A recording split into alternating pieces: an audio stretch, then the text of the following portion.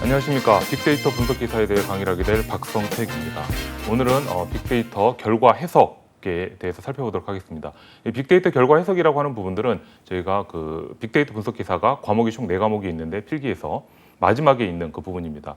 그래서 빅데이터 결과 해석에서는 크게 이제 두 가지 좀 파트로 좀 나눠지게 되죠. 그러니까 오늘 저희가 학습하시게 될 내용은 분석명 평가 및 개선이라고 하는 이 부분이 있고요. 그리고 저희가 이제 다음 시간에 학습하시게 될 빅데이터 분석 결과 및 그 해석을 하고 그리고 활용하는 부분에 대해서는 저희가 살펴보실 텐데요. 먼저 분석명 평가 및 개선에 대해서 좀 살펴보도록 하겠습니다. 기본적으로 이 필기라고 하는 시험들은 제가 이제 앞서도 첫 시간에도 좀 설명을 드리긴 했지만 기본적으로 저희들이 이론에 대한 것들을 아는 거죠. 그러니까 기본적인 정의가 무엇이고 또는 개념이 무엇인지에 대한 것들, 특징 또는 장점, 단점에 대해서도 좀 보고 어떠한 기법들, 이제 오늘 통계 기법들을 저희들이 앞서서 아마 다른 교수님께서 말씀을 해주셨을 텐데 그 통계 기법들도 있습니다. 그럼 어떠한 통계 기법들을 우리가 활용하는 것이 좋은지에 대한 이런 부분들까지도 저희가 다 학습을 할 수 있는 그런 내용을 저희들이 포함하고 있다고 보시면 됩니다. 그래서 순수하게 저희가 배우는 이 4과목이라고 하는 부분들은 앞서 배웠던 1과목, 2과목, 3과목 을 과정을 거쳐서 분석한 결과들이 있는데 이런 분석한 결과들을 우리가 어떻게 해석하고 활용할 것인지에 대해서 이제 포커스를 맞추는 부분이고요. 이 분석 모형에 대한 평가 및 개선이라고 하는 이 부분도 저희가 이제 20문제로 되어 있잖아요. 그래서 이제 두 가지 파트로 나눠져 있기 때문에 최소 여기서 10문제 그리고 다음 차시에서 저희가 학습하실 내용에서도 10문제 정도가 나오게 됩니다. 그래서 기본적으로 포커스를 맞출 때 이번 시간에는 저희들이 약간 이론적인 내용들이 상당히 좀 많이 있습니다. 그러니까 다음 시간이 일반적으로 그 데이터를 분석한 그 결과를 우리가 어떻게 해석하고 활용할 것인지에 대한 그 부분을 좀 말씀을 드리는 거고요. 이번 시간에서는 그 앞에 이제 기본적인 분석 모형에 대한 어떤 평가를 한다든지 이것을 개선하는 기본적인 어떤 이론에 대해서 이번 시간에는 저희가 좀 학습을 해보도록 하겠습니다. 일반적으로 이제 통계학과 이 머신러닝 분야에서는요, 편향이라든지 분산에 대한 어떤 트레이드 오프라고 하는 부분이 있습니다. 그리고 딜레마에 대한 부분들이 있는데요. 이런 부분들은 이 지도학습 알고리즘이 트레이닝 세트, 그러니까 훈련 데이터를 얘기하겠죠. 이것을 넘어서서 일반화하는 것을 예방하기 위해서 두 종류의 어떤 오차를 최소화할 때 겪는 문제들이 일반적으로 발생을 하게 됩니다. 바로 이제 뒷슬라이드에서 나오게 될 텐데 이제 중요한 것이 바로 뭐냐면 편향이라고 하는 부분하고요. 그리고 이제 분산이라고 하는 이 부분이 있습니다. 그래서 여기서 이제 지도학습, 비지도학습에 대한 내용은 이제 뒤에서도 좀 나오긴 하지만 간단하게 지도학습에 대해서 이제 제가 간략하게 넣었는데 이 지도학습은 뭐냐면 트레이닝 데이터. 뜻이죠. 그래서 훈련 데이터로부터 하나의 함수를 유추해내기 위한 머신러닝의 하나의 기법이라고 보시면 될 것 같습니다. 편향이 작을 때 또는 편향이 클 때는 어떤 의미를 가지고 있는지. 그러니까 편향이 작을 때라고 하는 자체면 과대적합의 문제가 발생할 수 있고요. 그리고 편향이 클 때라고 할 때는 최소적합의 문제가 생길 수 있습니다. 이제 구체적으로 보시면 데이터를 최대치로 학습함을 의미하는 것이 이제 편향이 작을 때를 얘기하는 거고요. 반대로 편향이 클 때 같은 경우는 데이터를 최소치로 학습을 한다라고 하는 것을 의미한다고 보시면 됩니다. 그래서 만약에 시험 문제를 우리가 이제 출제를 한다라고 하는 기준을 보게 되면 다음 중 편향이 작을 때 의미하는 것이 무엇인지, 과대적합 또는 뭐 과소적합 또는 최소적합, 최대적합 이런 식으로 해서 어떤 의미들이 나오게 되거든요. 어차피 제가 사지선다기 때문에 그 중에서 하나를 골라주시면 됩니다. 그래서 기본적인 내용들 아니면 예측값과 실제값의 거리를 의미하는 것을 무엇이라고 하는가, 그러니까 바이어스라고 하는 편향이 되는 그 부분이 되는 겁니다. 그리고 분산이라고 하는 자체는 일반적으로 저희가 많이 이제 들어보셨던 그 내용이긴 한데 여기서 다시 한번 설명을 간단하게 드리도록 하겠습니다. 그래서 학습한 모델의 예측값이 평균으로부터 퍼진 정도, 흩어진 정도를 얘기하는 겁니다. 그래서 분산의 이 제곱근 값이죠. 루트를 씌우게 되면 바로 이제 표준 편차가 된다고 하는 거죠. 그래서 분산이라고 하는 자체는 우리가 앞서 봤던 그 훈련 데이터, 지도학습에서 있던 훈련 데이터, 이제 트레이닝 세트라고 하죠. 여기에 내재된 작은 변동 때문에 발생하는 오차다라고 보시면 됩니다. 그래서 높은 분산값이 있다고 한다면 큰 노이즈의 어떤까지 모델링을 포함시키는 과적합, 오버피팅이라고 하는 이런 문제들이 당연히 발생할 수밖에 없다라고 하는 그런 내용입니다. 그래서 이 편향 또는 분산에 대한 기본적인 분해라고 하는 자체는요, 이 학습 알고리즘의 기대 오차를 분석하는 한 가지 어떤 방법이다라고 보시면 됩니다. 그래서 오차를 우리가 일반적으로 편향, 분산, 그리고 데이터 자체가 내재하고 있기 때문에요. 어떠한 모델링으로도 줄일 수 없는 오류의 합을 의미한다고 보시면 됩니다. 그래서 오류는 언제든지 발생을 할 수밖에 없다. 그러니까 통계에서도 많이 배우셨죠. 기본적으로 저희가 신뢰 구간이라든지 신뢰도를 측정할 때도 가장 많이 우리가 했던 부분이 바로 95%의 신뢰도를 합니다. 그래서 기본적으로 우리가 0.05, p-밸류 값이 0.05보다는 뭐 작을 때 뭐 대립가설을 채택한다라든지 하는 이런 부분에 대해서 아마 앞서도 학습을 하셨을 텐데 결국 오차는 어느 종류든 간에 발생을 할 수밖에 없다. 왜냐하면 저희가 모집단을 분석을 할 수 없거든요. 그러니까 빅데이터라고 하는 자체도 모집단 전체를 갖다 우리가 분석하는 것이 아니라 일반적으로 표본 집단을 통해서 분석을 수행하기 때문에 그리고 학습 알고리즘을 어떤 것을 선택하는지에 따라서 당연히 오차가 발생을 할 수 없기 때문에 이런 오차를 최소화할 수 있는 방안을 찾아야 된다고 하는 겁니다. 또한 이 사람이 일반적으로 학습에서 어떤 직관적으로 이제 판단을 하는 이런 부분들이 있는데요. 이 오류의 효과성을 설명하기 위해서 크게 두 가지 어떤 정도를 우리가 간단하게 언급을 좀 많이 하고 있는데요. 첫 번째는 보시는 것처럼 모델의 복잡도가 낮을 때, 두 번째는 모델의 복잡도가 높을 때라고 하는 겁니다. 그러니까 낮을 때랑 높을 때는 어떤 의미를 가지고 있느냐. 물론 옆에 지금 그림은 나와 있죠. 그림이 있는 부분들을 참고를 좀 하시면 될 것 같고요. 모델의 복잡도가 낮다라고 한다면 이 이제 바이어스는 증가하고 이 베리언스는 감소한다라고 하는 겁니다. 그러니까 반대인 경우면 모델의 복잡도가 높으면 앞서 낮은 거랑은 반대가 되겠죠. 이 바이어스라고 하는 자체는 감소하고 베리언스는 증가할 수밖에 없는 겁니다. 그래서 하나만 외워놓게 되면 나머지 것들은 알 수 있겠죠. 그러니까 저희가 시험 공부를 할 때 이걸 다 외우려고 한다 보면 헷갈릴 수가 있습니다. 일반적으로. 그래서 보통은 저 같은 경우 만약 이제 제가 공부를 한다라고 한다면 이 모델의 복잡도가 낮을 때는 바이어스는 증가하고 베리언스는 감소를 하고 있구나. 이렇게 하나만 외워놓으면 클 때는 반대가 되는 거잖아요. 그렇게 이제 저희들이 공부를 하실 때 그렇게 좀 보시면 되고요. 그래서 이제 모델의 복잡도가 낮은 경우는 일반적으로 OLS 회계 분석을 많이 사용하고요. 그리고 모델의 복잡도가 높은 경우는 이제 딥러닝을 사용을 하고 있다고 하는 겁니다. 그래서 바이어스와 베리언스가 최소화된 수준에서 이 모델의 이제 복잡도도 선택이 가능하다고 하는 부분입니다. 그래서 분석명의 평가 기준도 이렇게 나와 있어요. 그리고 일반적으로 분석명의 평가 기준은 여기서 세 가지 형태로 나와 있죠. 일반에 대한 어떤 가능성, 그리고 효율성, 그리고 예측과 분류의 정확성 등으로 해서 크게 세 가지 어떤 형태로 구분이 되어 있다라고 하는 겁니다. 그래서 다음 중 분석 모형의 평가 기준에 대한 기준이 아닌 것은, 그러니까 저희가 네 가지가 있잖아요. 그러니까 사지선다형이기 때문에 이 세 가지를 제외한 나머지가 바로 여기에 포함되는 겁니다. 그래서 그 중에서 예를 들면 이제 분석모형 평가 기준 중에서 뭐 같은 모집단 내에 다른 데이터에 적용하는 경우에도 일반적인 결과를 제공하여 데이터를 확장하여 적용할 수 있는 이제 평가 기준은 무엇이라고 하는가, 이렇게도 시험 문제 낼 수 있겠죠. 그럼 당연히 일반화 가능성이 정답이 된다라고 보시면 됩니다. 그 효율성도 마찬가지고요. 그다음에 예측과 분류의 정확성도 마찬가지인 어떤 그런 의미를 가지고 있다고 하는 겁니다. 그래서 이런 부분을 우리가 잘 체크를 해주셔야 되는 거예요. 그래서 공부를 하실 때는 이거를 이제 기본적으로 어떤 내용을 가지고 있는지에 대한 것. 결국은 이 자격 시험이라고 하는 자체는 이거에 대해서 우리가 자격증을 가지고 있다고 해서 모든 것을 다 알 수는 없는 거거든요. 그래서 기본적으로 여기에 대한 어떤 개념이라든지 이런 부분을 우리가 정확하게 어느 정도 알고 있는지를 측정하는 겁니다. 그렇기 때문에 거기에 맞춰서 우리가 좀 공부를 하실 이런 필요성이 있다고 하는 거죠. 그러니까 효율성이라고 하는 자체는 분석 모형이 얼마나 효과적으로 구축되어 있는지 평가하는 거죠. 그리고 이제 작은 입력 변수를 필요로 할 때 효율성이 당연히 높은 거고요. 그다음에 예측과 분류의 정확성도 중요한 것은 안정적으로 효율적인 어떤 모형을 구축했다고 하더라도 가장 중요한 것은 정확성입니다. 그러니까 정확하지 못한 결과를 도출해 내게 된다고 한다면 문제점이 발생을 하고 결국 그 모형은 의미가 없는 겁니다. 그래서 우리가 앞서 빅데이터 5V 또는 3V 그리고 7V 이런 식으로 얘기하긴 했지만 제가 설명을 드리긴 했죠. 거기서도 얘기를 하겠지만 신뢰성 없고 정확성 없는 이런 데이터 분석은 결국은 의미가 없다라고 보시면 됩니다. 그래서 분석 모형의 이제 평가 방법에 대한 내용들도 있는데요. 일반적으로 이 분석 모형에서 사용한 대부분의 어떤 이 개념인 이 모형의 복잡도 또는 과적합 또는 뭐 변수의 선택, 모형에 대한 어떤 평가라든지 교차 검증, 데이터 세트라든지 분할이라든지 하는 이런 부분들은 회계 분석에서 많이 사용을 하고 있습니다. 그래서 이 분류 분석에서는 과 회계 분석의 어떤 차이점이 있거든요. 그래서 이 차이점 정도만 우리가 알고 계시면 될 것 같아요. 그래서 밑에 이제 두 번째 패러그램에 나와 있죠. 분류 분석이라고 하는 자체는 정확도 지표로 일반적으로 이항 편차라든지 또는 혼동 행렬이라든지 ROC 곡선이라든지 AUC라든지 사용이 됩니다. 이 구체적인 설명은 뒤 슬라이드 나와 있습니다. 그리고 회계 분석에서는 RMS이라든지 이것이 기본적으로 사용되고 예측 오차의 값이 작을수록 당연하죠. 오차의 값이 더 작을수록 더 정확한 모형이 된다라고 하는 그런 부분입니다. 그래서 한번 회계 분석이라든지 앞서 배우는 저기 분류 분석이라든지 하는 이런 내용은 일반적으로 통계에서도 좀 학습해 보셨지만 저희가 또 왜 다시 학습을 하냐? 결국 우리가 빅데이터 분석 결과를 나온 수치를 가지고 해석을 해야 될 거 아니에요. 해석을 하고 이것을 어떻게 적용할 것인지 또는 활용할 것인지를 해야 되는 부분들이 있기 때문에 기본적인 내용이 좀 나와 있습니다. 그래서 혼동 행렬이라고 하는 부분이 있어요. 이 부분은 바로 뭐냐면 이겁니다. 분석 모델에서 구한 어떤 분류의 예측 범주 하고요. 데이터의 실제 범주를 교차표라고 하는 것이 있습니다. 이 형태로 정리한 행렬이 바로 혼동 행렬입니다. 이 부분에 대한 것들은 뒤에서 저희가 뭐 가양성이라든지 지능성이라든지 해서 다시 한번 또 반복적으로 나오는 부분들이 있기 때문에 여기서 그냥 간략하게 보고 넘어가도록 하겠습니다.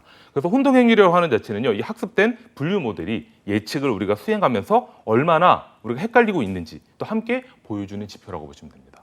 그래서 이 지표는 바로 혼동 행렬 이렇게 물어볼 수 있겠죠. 그래서 다음은 어떠한 유형의 예측 오류가 발생하는지 확인이 가능한 것을 무엇이라고 하는가? 여기 보시는 것처럼 혼동행렬이 정답이 되는 겁니다. 그래서 혼동행렬의 개념들은 우리가 잘 알고 계셔야 되는 부분이고요.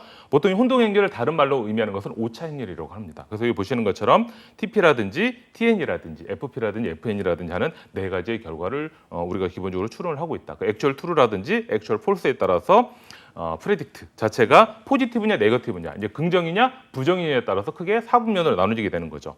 그래서 TN을 먼저 보시게 되면 트루 네거티브라고 되어 있습니다. 그래서 실제 부정 데이터를 부정으로 제대로 예측하는 거예요. 그리고 마지막에 있는 TP 같은 경우도 실제 긍정적인 데이터를 긍정으로 예측하는 겁니다. 그래서 이거 1번하고 4번은 크게 문제가 없어요. 그렇지만 2번, 3번은 문제가 있을 수도 있겠죠.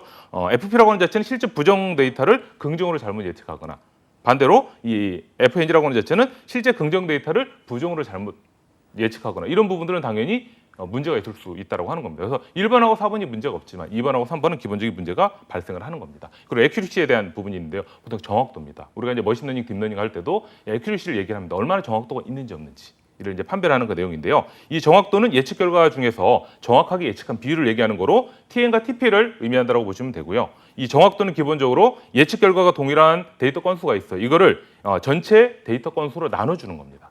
그래서 이것을 정확도를 우리가 산출을 한다고 보시면 됩니다.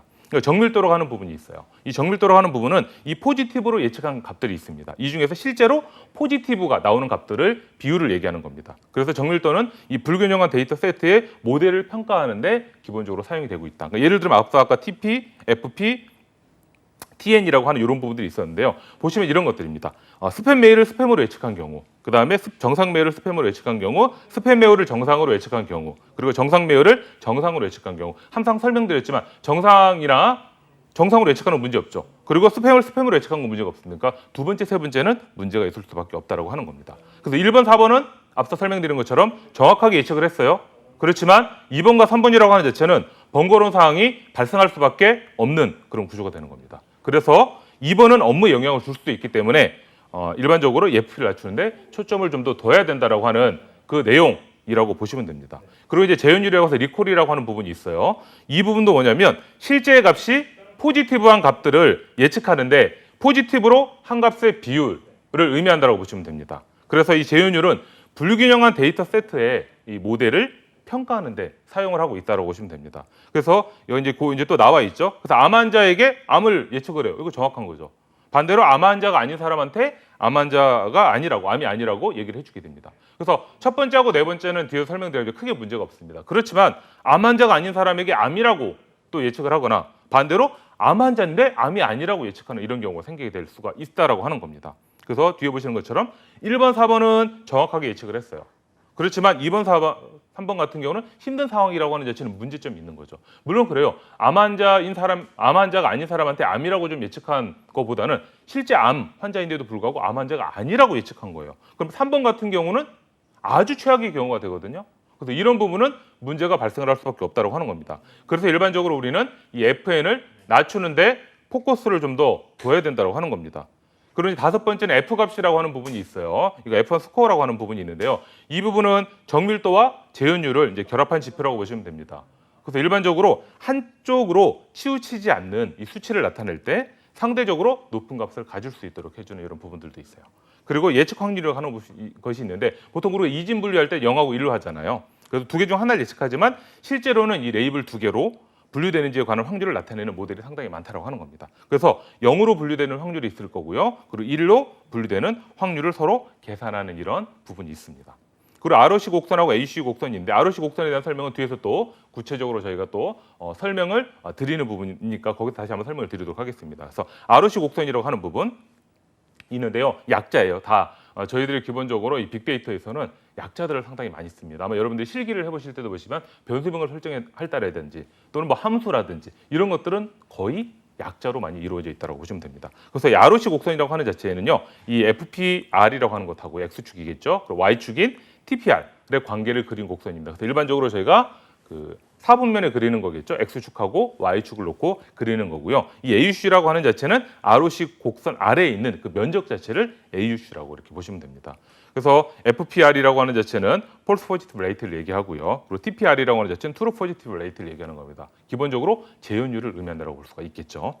그래서 이 TPR이라고 하는 자체는요, 이 재현율을 의미하는 거고 이와 대응되는 지표에 이 TNR이라고 하는 특이성이라고 하는 것이 있다라고 보시면 됩니다.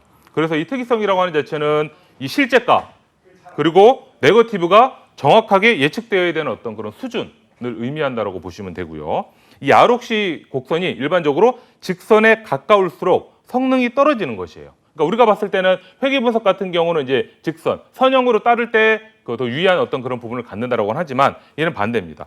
곡선이 직선에 가까울수록 성능이 떨어지는 것이고 여기서 멀어질수록 성능이 더 뛰어나다는 것을 의미한다라고 하는 겁니다. 그래서 만약에 시험 문제 나온다라고 할 때도 다음 중 ROC 곡선에 대한 설명으로 올바르지 않는 것 또는 틀린 것 또는 올바른 것을 찾는다라고 한다면 이런 것들을 시험에 낼 수 있겠죠.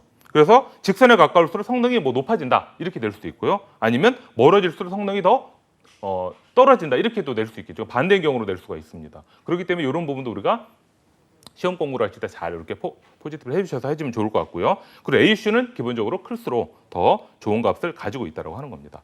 그다음 회귀명령에 대한 기본적인 평가 지표들이 있어요. 그래서 이 부분도 아마 앞서 저희들이 통계 파트에서 좀 나오는 부분들인데 공식 부분은 저희가 설명드리지 않고요. 기본적으로 간단하게 이 지표에 대한 것하고 간단한 내용들에 대해서만 간략하게 좀 보도록 하겠습니다. 그래서 MA라든지 MAC라든지 RMSE라든지 그리고 MAP가 있는데요. MA라고 하는 게 다 약자예요. 그래서 min absolute error라고 하는 자체가 이제 MAE가 되는 건데요. 이 잔차의 절대값에 대한 평균표 자체가 직관적입니다. 이거 같은 경우는 MAE 같은 경우는. 그래서 예측 변수와 단위가 같은 어떤 그런 특징을 가지고 있는 거고요. MAC라고 하는 자체는 잔차의 제곱에 대한 평균 지표 자체가 직관적이라는 어떤 특징을 가지고 있다라고 하는 겁니다. 그리고 RMSE, 루미 스퀘어 에러라고 하는 것도 이제 RMSE는 일반적으로 많이 쓰이거든요. 회귀 분석에서도 잘 알고 계셔야 되겠죠. 이거는 뭐냐면 잔차의 제곱에 대한 평균값의 제곱근을 취한 것이라고 보시면 됩니다. 그래서 보시는 내용처럼 지표 자체가 약간 직관적이에요.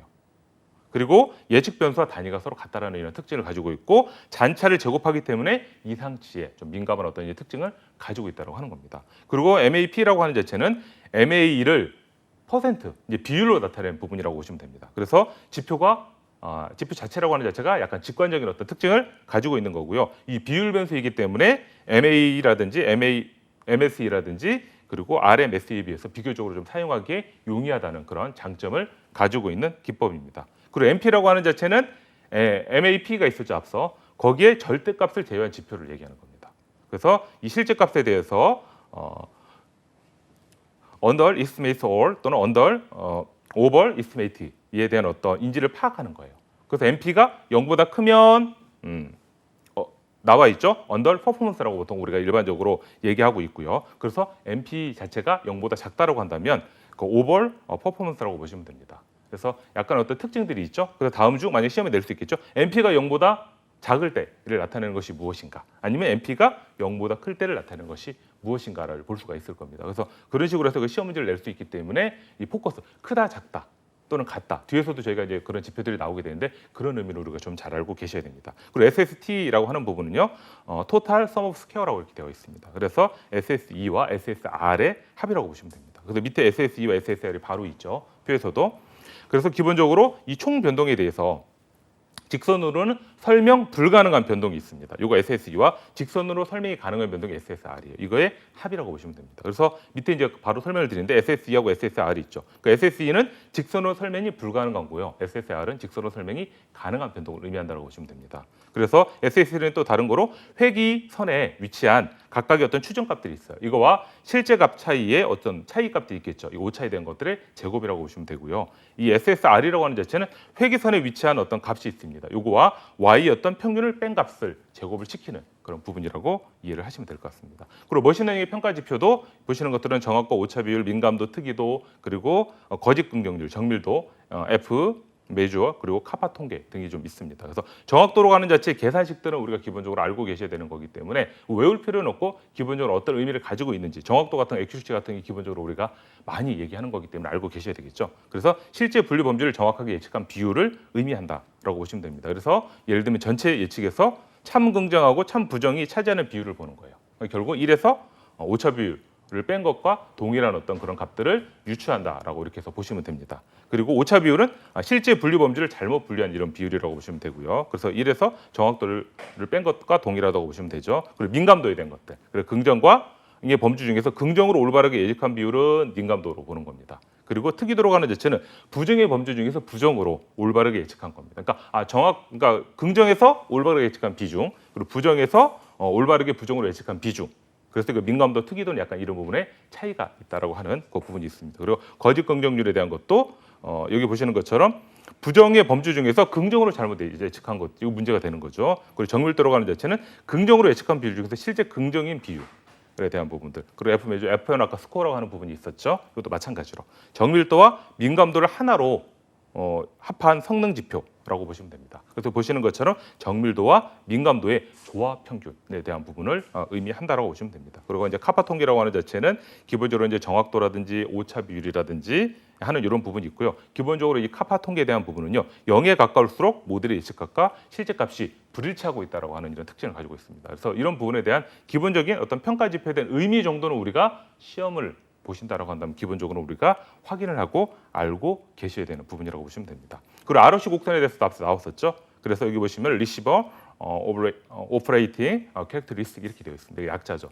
그러니까 약자까지를 굳이 우리가 약자를 알게 되면 좋은 점들은 문장 그대로 했을 때 우리가 시험 문제 나오더라도 바로 이가 뭘 의미하는 거구나라는 걸 알 수 있기 때문에 약자를 알고 계시는 건 좋긴 하지만 반드시 뭐 외울 필요는 없습니다. 공부를 하실 때는. 그래서 이 ROC 곡선이라는 자체는 거짓 긍정률과 참 긍정률 간의 관계를 그래프로 이렇게 나타낸 겁니다.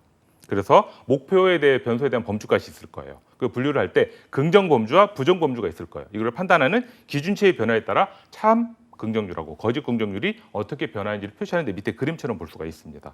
그래서 이 X축은 여기 보시는 것처럼 제가 밑에 보고 설명을 드릴게요. X축은 거짓 긍정률에 대한 최대치를 낮추면서 Y축이 참 긍정률이에요. 이것을 최대 높이는 경우가 일반적으로 가장 이상적인 분류 모델이겠죠. 그러니까 당연하죠. 그러니까 그 부정적인 부분들, 그러니까 거짓에 대한 부분들을 낮추면서 당연히 이 긍정률에 대한 부분을 높이게 되면 가장 이상적인 모델이 되겠죠. 그렇지만 우리가 분석을 하다 보면 그렇지 않은 경우들이 상당히 많이 발생을 하고 있는 부분이라고 보시면 됩니다. 자, 그다음에 이제 데이터 진단 절차에 대한 부분들이 크게 여기 보시는 것처럼 한 8가지의 순서들이 있습니다. 이 순서를 우리가 굳이 외울 필요는 없겠지만 혹시라도 순서에 대한 시험 문제가 나올 수도 있고요. 만약에 순서에 대한 시험 문제가 나오지 않더라도 기본적으로 뭐 품질 기준 선정부터 업무에 대한 규칙을 정의하는 것까지 어떤 부분을 가지고 있는지는 우리가 좀 확인을 해볼 필요가 있습니다. 그래서 이제 품질 기준을 이제 선정하는 것이 있는데 품질 측정 시 기준이 되는 품질 기준을 선정하는 절차 말 그대로죠. 그래서 여기 기본적으로 있는 그 지표에 대한 기본적인 설명들에 대한 것들 매칭을 좀 더 잘 시켜줘야 됩니다. 품질 이슈에 대한 조사도 밑에 보시면 데이터 품질 이슈 조사를 위해서 면담을 한다든지 인터뷰를 한다든지 하는 것들을 보고 과거에 수행을 했던 진단에 대한 것들을 보고 이런 것들을 조사하는 과정까지 들어가는 겁니다. 그리고 이제 데이터 관리 문서 수집을 하는 이 기본적인 내용들도 똑같아요. 진단 대상 중요도 평가하는 것도 기본적으로 중요도를 평가하죠. 테이블에 놓고. 그리고 진단 대상을 선정하는 부분들. 그리고 핵심 데이터 항목을 정의하는 부분들. 그리고 7번째 데이터 프로파일링 하는 것들. 그리고 마지막으로 업무 규칙을 정의하는 기본적인 내용들은 다 나와 있어요. 그러니까 여기에 대한 기본적인 지표에 대한 설명들이 다 나와 있습니다. 그래서 시험 문제가 나온다라고 했을 때 지표에 대한 것을 만약에 올바른 설명을 고르라고 한다면 지표에 대한 설명이 있는 문제가 바로 답이 되는 겁니다. 그런데 이것은 이제 교묘하게 예를 들면 조금 이제 꼬아서 낸다라고 하죠, 보통 일반적으로. 그렇게 꼬아서 내게 하면 이것을 정확하게 모르면 알 수가 없는 부분들이기 때문에 기본적으로 여기에 대한 내용들은 우리가 잘 알고 계셔야 된다고 하는 겁니다. 그다음에 데이터 분석 모형의 오류도 있습니다. 오류라고 하는 부분은 앞서도 계속 설명했죠. 오류가 이제 당연히 적은 것이 더 좋은 그런 거겠죠. 그래서 데이터 분석 모형을 구축하는데 일반적으로 우리가 일반 오류하고 훈련 오류가 있습니다. 그래서 구축 모형을 우리가 구성을 할 때는 반드시 이 일반 오류하고 여기 보시는 것처럼 훈련 오류, 트레이닝에 대한 오류를 기본적으로 좀 다 고려를 해서 검증을 시켜줘야 된다고 하는 거죠. 일반 오류라고 하는 자체는 우리가 분석 모형을 만들다고 할 때 주어진 데이터의 집합의 특성을 지나치게 반영을 하다 보면요 발생할 수 있는 오류를 얘기하는 겁니다. 또 훈련 오류라고 하는 자체는 이 주어진 데이터의 부차적인 어떤 특성이라든지 이 잡음이 있다는 점을 고려해서 데이터의 특성을 덜 반영되도록 하는 거예요. 그러니까 당연히 오류가 생기겠죠. 그러니까 일반 오류는 지나치게 많이 반영하니까 문제가 생기는 오류고요. 반대로 이 훈련 오류라고 하는 자체는 덜 반영하다 보니까 문제점이 발생할 수 있는 오류다. 그래서 기본적으로 이것도 하나만 외워놓으면 반대이겠죠, 서로. 그런 의미가 되는 거니까 잘 이것도 파악을 해주시면 됩니다. 그래서 일반 오류는 주어진 데이터 집합은 모집단의 일부다. 그렇기 때문에 데이터가 가지는 주변의 어떤 특성이라든지 잡음, 등을 모두 묘사하기 때문에 발생할 수밖에 없는 그런 오류고요. 이러한 모형을 우리가 과적합, 오버피팅 되었다고 보통 합니다. 오버피팅이 일반 오류는 오버피팅이구나라고 생각을 하시면 되고요. 훈련 오류는 일반 오류와 반대되는 개념이라고 아까 말씀드렸죠. 그러다 보니까 이런 모형 자체는 언더피팅 되었다라고 하는 겁니다. 그러니까 미적합되었다고 보통 저희가 설명을 많이 하고 있는 그런 부분들입니다. 이렇게 좀 저희가 체크를 해주시면 될 것 같고요. 분석 모형을 검증하는 방법도 여러 가지가 있습니다. 첫 번째는 홀드아웃 교차 검증이 있습니다. 이거는 뭐냐면 데이터를 훈련과 테스트로 나눈 다음에 훈련 데이터 모델은 기본적으로 훈련 아닌가 학습을 시키겠죠. 그런 다음에 테스트 모델을 통해서 성능을 평가하는 겁니다. 그러니까 훈련을 먼저 하고 테스트를 하는 거예요. 그러니까 트레이닝하고 테스트 데이터.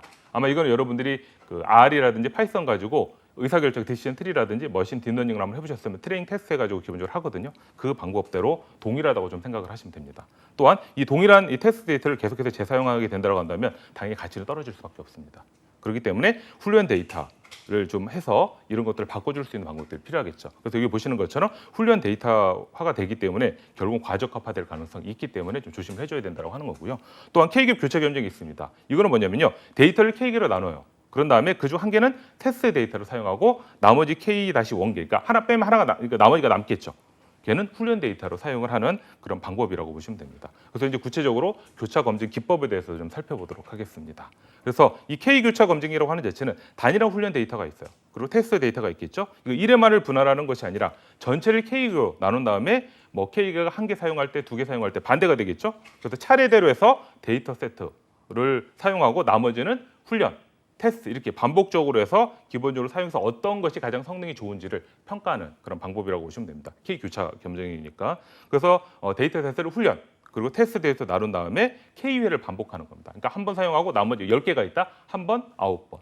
그리고 2번 8번, 뭐 3번 7번 이런 식으로 사용하겠죠. K개라고 이제 10개를 기준으로 잡는다면. 그래서 일반적인 선에서 생각하시면 좀 쉽겠죠.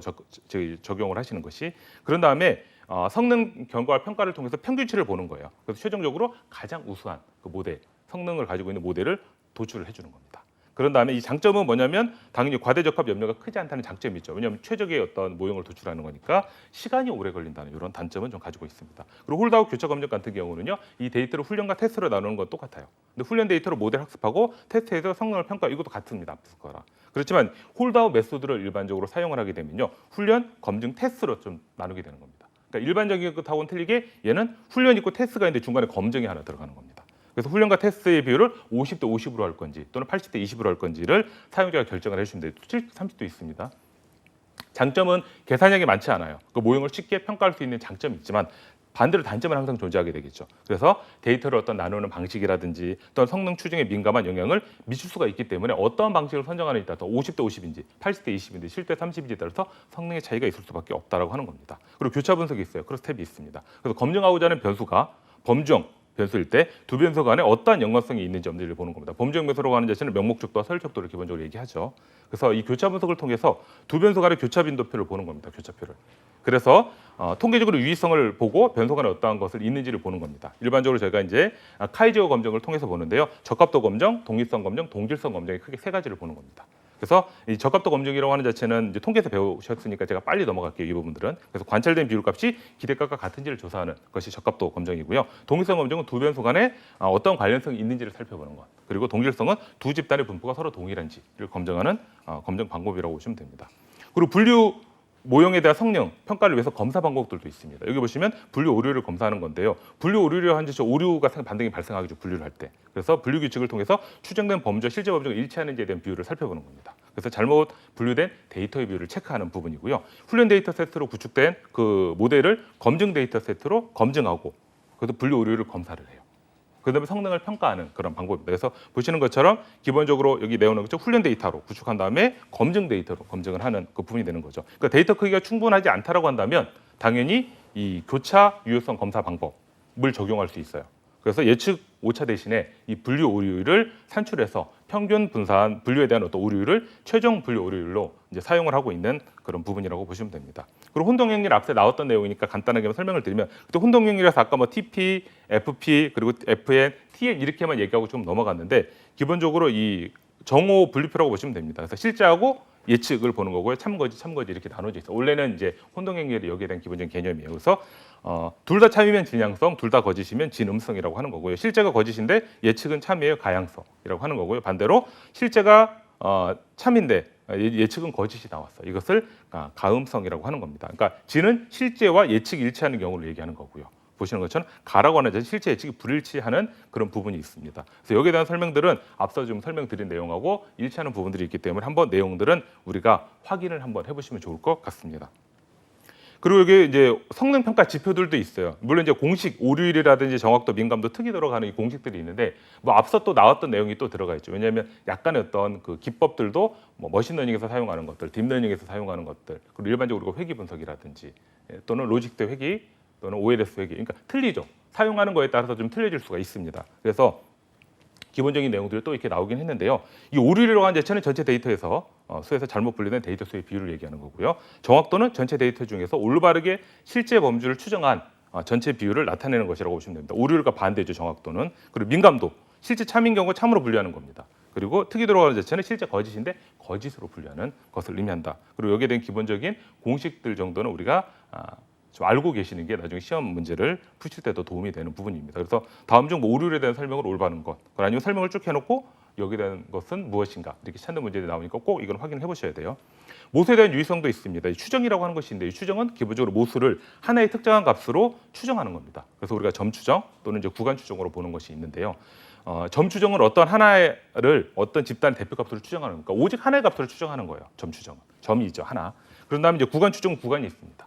그래서 특정한 구간을 놓고 여기에서 모수가 포함될 범위 자체를 우리가 고려를 하는 방법입니다. 그래서 우리가 일반적으로 점 추정이 이제 연구자 입장에서는 더 좋은 방법이긴 합니다. 그렇지만 우리가 이제 통계적인 분석을 많이 할 때는 구간 추정이 더 좋은 그런 방법이 될 수도 있다라고 이렇게 보시면 됩니다. 그 통계적으로는 크게 1종 오류, 2종 오류가 있어요. 그래서 이것도 앞서 우리가 봤던 것처럼 기본적으로 혼동행렬하고 마찬가지입니다. 그래서 예를 들면 문제가 없는 경우가 있어요.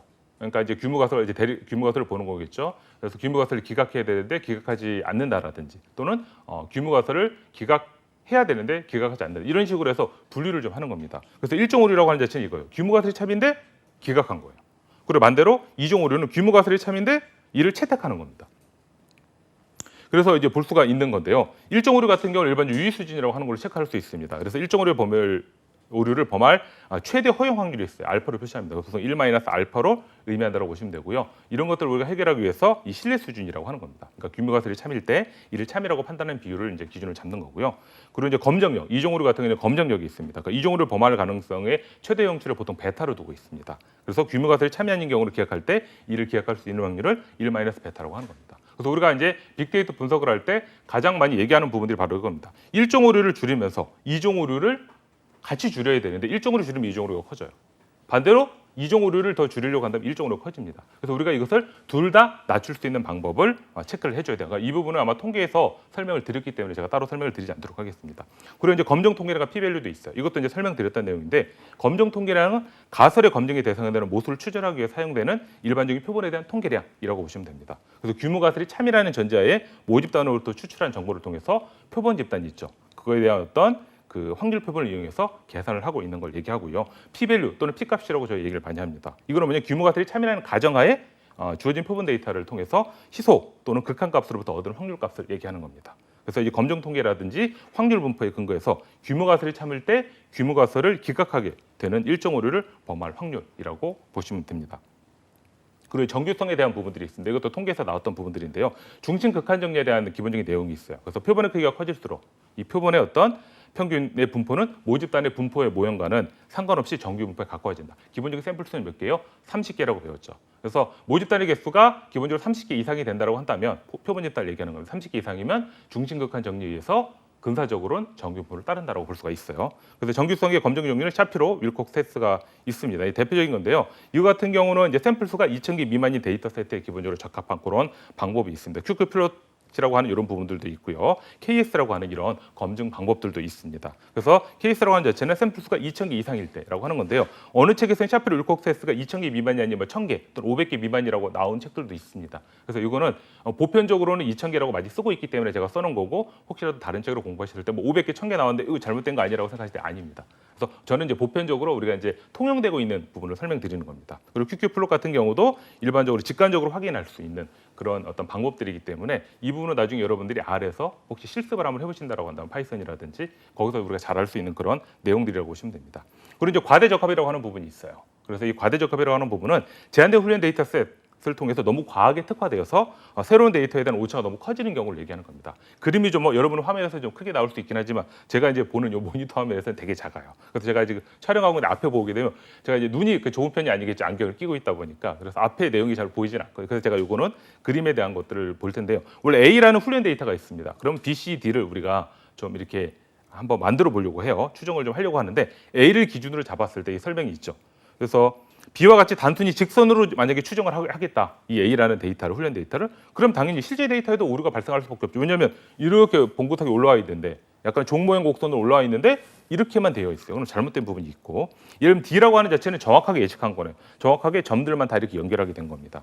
그래서 오차의 추정 없이 정확하게 우리가 할 수 있는 그런 부분이 있지만 만약에 새로운 데이터가 추가된다고 한다면 당연히 오차가 더 커질 가능성이 높다는 이런 단점이 있어요. 그래서 예를 들면 C 같은 경우는 이 B와 D에 비교해서 약간의 오차는 좀 있긴 하지만 그래도 이 데이터의 특징, A라는 데이터 특징을 가장 잘 나타내는 거죠. 그러니까 예를 들면 A라는 데이터가 있었을 때 얘를 잘 가장 표현할 수 있는 데이터의 모형, 그러니까 유형은 무엇인가라고 한다면 B, C, D 뭐 다른 그래프 하나 더 있을 수 있죠. 그럼 그 중에서 보게 되면 정답은 바로 C가 가장 그래도 좋은 결과를 나타낼 수 있다라고 하는 겁니다. 그러니까 예를 들어 오차를 추정 없이 예측할 수 있는 방법으로 가장 좋은 것은 무엇인가라고 했으면 당연히 D가 되는 거겠죠. 그래서 시험 공부를 하셨을 때는 이렇게 우리가 기본적으로 나온 걸 가지고 공부를 좀 하시면 됩니다. 그리고 이제 확률 경사 하강법이라고 하는 것이 있습니다. SGD라고 하는 것이 있는데요. 학습 최적화에 있어서 가장 간단하게 우리가 분석을 수행하는 그런 기법이라고 보시면 됩니다. 그래서 손실함수에 대한 어떤 기울기를 구하고 그 기울기에 따라서 조금씩 아래로 내려가서 최종적으로는 손실함수가 가장 적은 지점을 찾는 거예요. 그것을 할 수 있도록 해주는 알고리즘이고 밑에 그림에도 좀 나와 있죠. 그래서 확률적 경사 하강법을 줄여서 SGD라고 하는 건데 이것은 단순하게 구현하기 쉽지만 문제에 따라서 비효율적인 문제가 많이 발생할 때는 어떤 단점도 좀 있습니다. 예를 들면 손실함수의 그래프의 지역 최적점에 갇혀 전역 최적점을 찾지 못하는 경우도 발생을 하게 돼요. 그러면 이거 기본적으로 이 손실함수는 비등방성 함수일 때 이 최적화에 있어서 예를 들면 이 그림처럼 매우 비효율적이고 예를 들어 오래 걸리는 어떤 탐색 경로를 좀 보여줄 수가 있는 어떤 이런 단점도 존재를 한다라고 하는 겁니다. 그리고 모멘텀이라는 기법이 그건 나온 거겠죠. 근데 모멘텀은 기본적으로 경사 하강법 종류의 하나예요.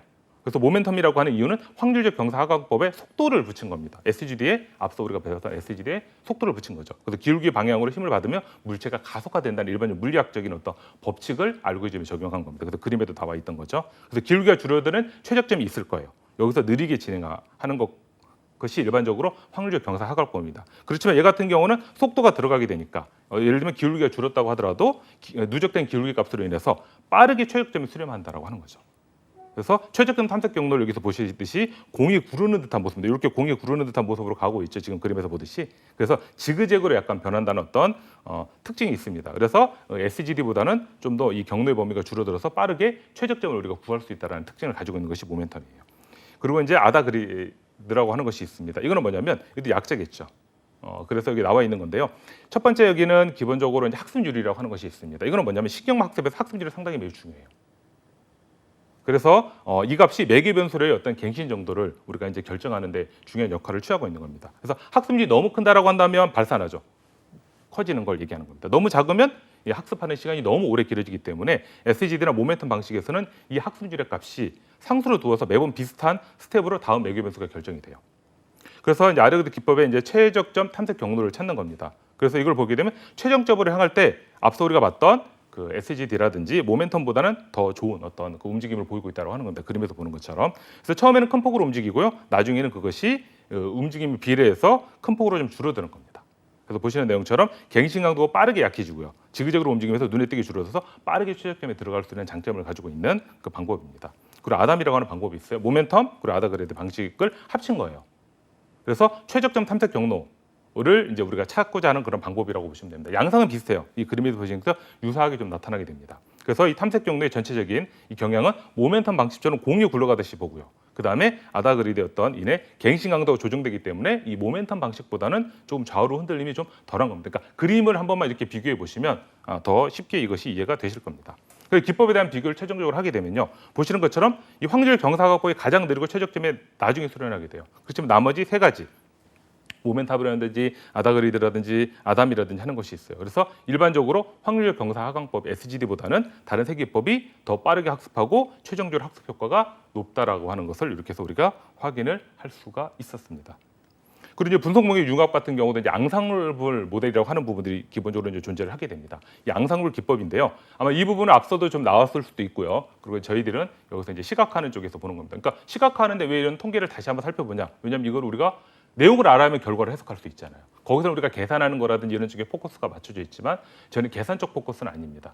그래서 그런 의미로 이것을 좀 보시게 되면 좀 이해가 좀 되시는 이런 부분이 되겠죠. 그래서 이 앙상블 기법이라고 하는 자체는요, 하나의 데이터를 여러 개의 어떤 분류기를 통해서 다수의 학습 모델을 만드는 겁니다. 하나의 데이터를 여러 개로 분류해서 그런 다음에 이 학습시킨 다음에 학습 결과를 결합시키는 거죠. 그러니까 각각의 학습 결과가 나올 거 아니에요. 이걸 결합시켜서 과적합을 방지하는 거예요. 앞서 보시게 되면 다 이제 오버피팅이라든지 언더피팅이라든지 하는 이런 문제들이 기법마다 다 발생을 할 수밖에 없는 거죠.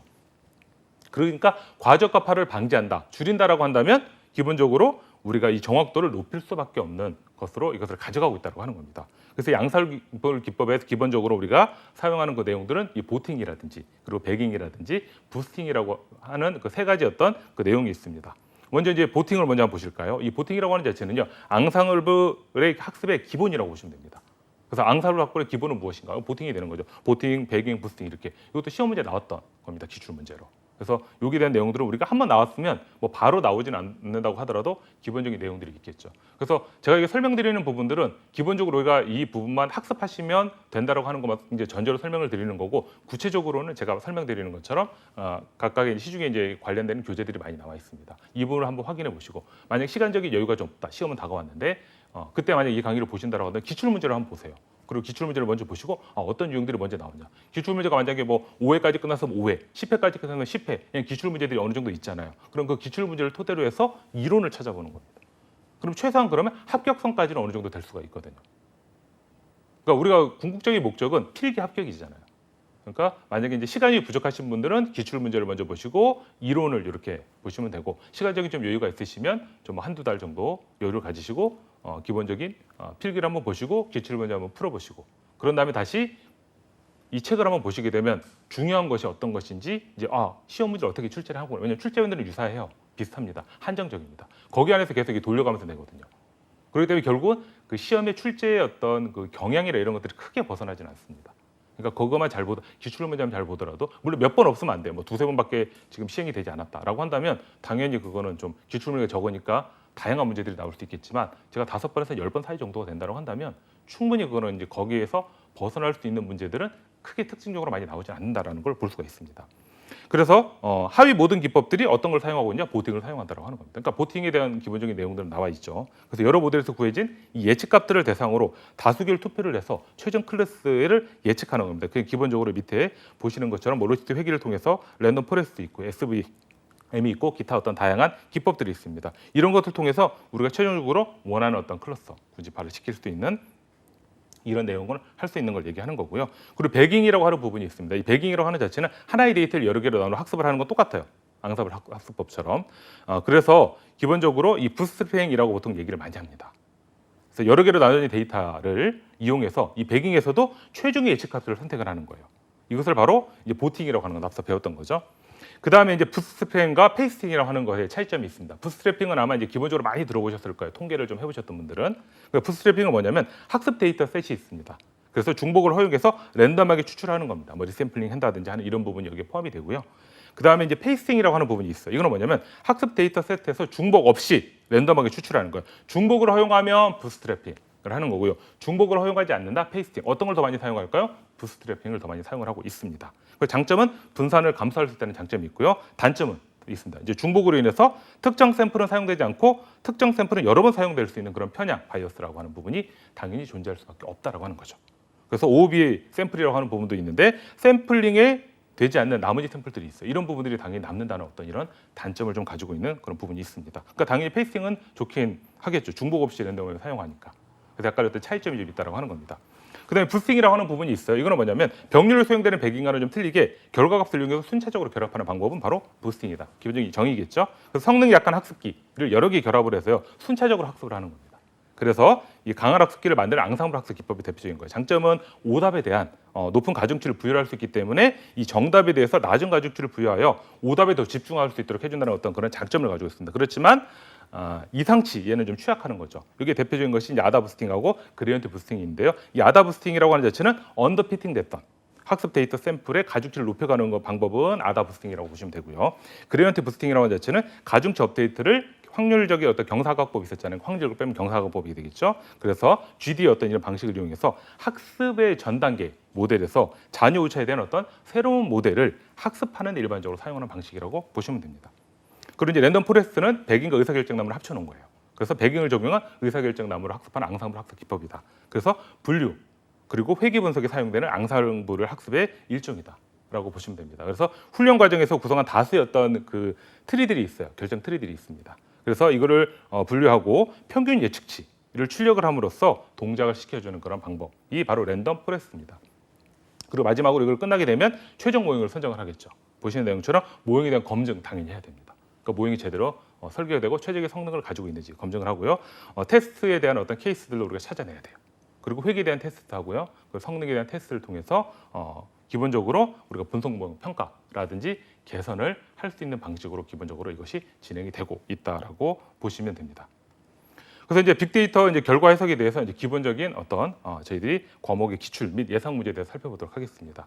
그러니까 혼동행렬은 제가 중요하다고 말씀드렸죠. 혼동행렬 같은 경우는 아마 매 시험마다 나올 수도 있고요. 한 번 건너서 시험에 나올 수가 있습니다. 그래서 제가 이제 기출 문제를 풀어보실 때도 항상 만약에 뭐 1회에 나왔다? 그럼 2회에는 그 문제가 안 나올 가능성이 높겠죠. 3회는 나올 수 있습니다.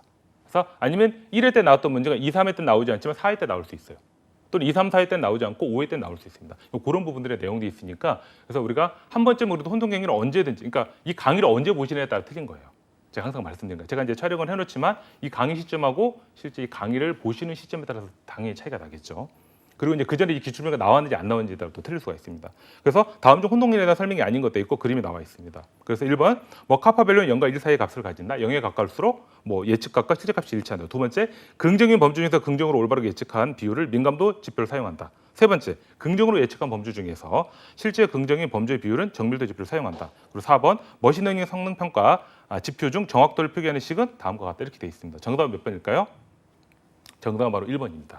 그래서 0과 1 사이의 값 가지는 건 같아요. 그러니까 0에 가까울수록 예측값과 실제값이 일치하는 것이 아니라 1에 가까울수록 일치한다고 하는 겁니다. 이런 식으로 해서 수치만 바꿔서 시험 문제를 출제를 하는 그런 경향도 있습니다. 그리고 두 번째는요. 다음 중 정형화된 컬럼 데이터 유형을 위한 알고리즘으로 가장 올바른 겁니다. 그러니까 정형화된 컬럼 데이터 유형 우리의 알고리즘이에요. 그래서 1번은 텍스트 마이닝, 2번은 소셜 데이터 마이닝, 3번은 데이터 마이닝, 4번은 딥러닝이 되는 겁니다. 그러니까 정답은 몇 번일까요? 이거 보시는 내용처럼 3번이 데이터 마이닝이 되는 겁니다. 그러니까 정형화된 컬럼 데이터 유형을 위한 알고리즘은요.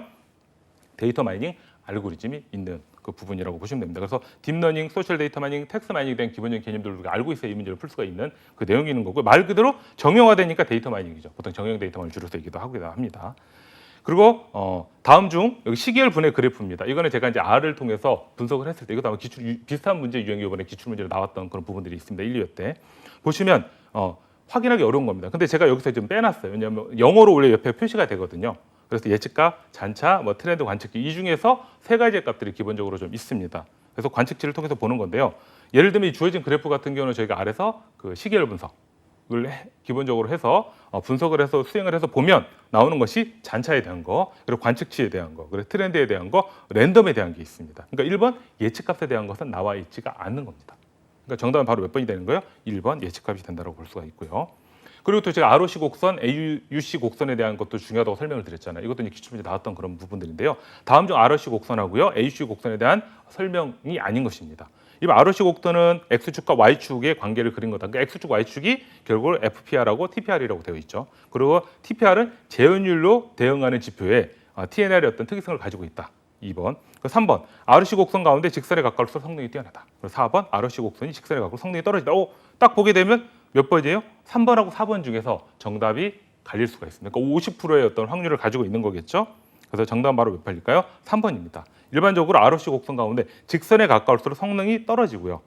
멀어질수록 성능이 더 우수하다라고 이렇게 해서 볼 수가 있습니다. 그래서 이렇게 하나만 정확하게 알고 계시면 그 문제를 우리가 풀 수 있는 그런 부분이 되겠죠. 다음 중 분석 모형에 대한 검증에 대한 설명이 아닌 것들이 이렇게 되어 있습니다. 데이터 수가 많으면 검증 데이터를 충분하기 때문에 테스트 데이터가 불필요하다. K폴드 교체 검증은 성능 K번 측정하고 난 후에 평가 지표 값을 구함으로써 모델의 성능에 대해 평가한다. 교차 검증을 분석 모형의 어떤 일반화 성능을 통해서 가능하다. 그리고 데이터 수가 적으면 교차 검증을 하는 것이 좋다. 이렇게 나와 있습니다. 어떻게 돼 있을까요? 정답은 바로 1번입니다. 데이터 수가 많아도 테스트 데이터는 반드시 필요해요. 필요 없지 않습니다. 무조건 해야 됩니다. 그래서 우리가 트레이닝, 검증, 테스트 하는 것처럼 아니면 트레이닝하고 테스트는 기본적으로 필요한 그런 의미라고 보시면 됩니다. 자, 이제 참고 교재는 여기에 나오는 내용입니다. 그래서 저희가 기본적으로 여기 있는 내용들은 여기 빅데이터 개론이라는 빅데이터 분석 기사에 대한 이런 내용들을 제가 참고를 해서 기본적으로 작성을 했습니다. 제가 항상 말씀드리는 건 뭐냐면 어느 교재를 선택해도 좋습니다. 그렇지만 거기에 있는 기본적인 내용을 제가 잘 보고 그 교재에서 안 다루는 내용들이 있어요. 그러니까 교재마다 특성들이 다 있습니다. 제가 다 이제 웬만한 그 시중에 나온 교재 한 10몇 종을 다 살펴봤는데 거의 비슷하긴 하지만 특징적으로 좀 강조하는 부분들이 있어요. 그러니까 우리가 그런 강조하는 부분들이 무엇인지 이런 것들을 우리가 잘 좀 체크를 하고 그리고 기본적으로 방송을 보신다고 한다면 방송을 보시고 기출 문제들도 중요하다는 걸 좀 파악을 하고 우리가 어떻게 이것을 적용할 수 있을지에 대한 이런 부분들도 좀 우리가 체크를 좀 해줘야 될 것 같습니다. 그리고 이제 다음 시간에는 저희가 이번 시간에서 다음 시간에는 빅데이터 분석 결과를 우리가 해석을 하고 그리고 어떻게 활용할 것인지에 대해서 살펴보도록 하겠습니다. 이번 강의 여기서 마치도록 하겠습니다. 감사합니다.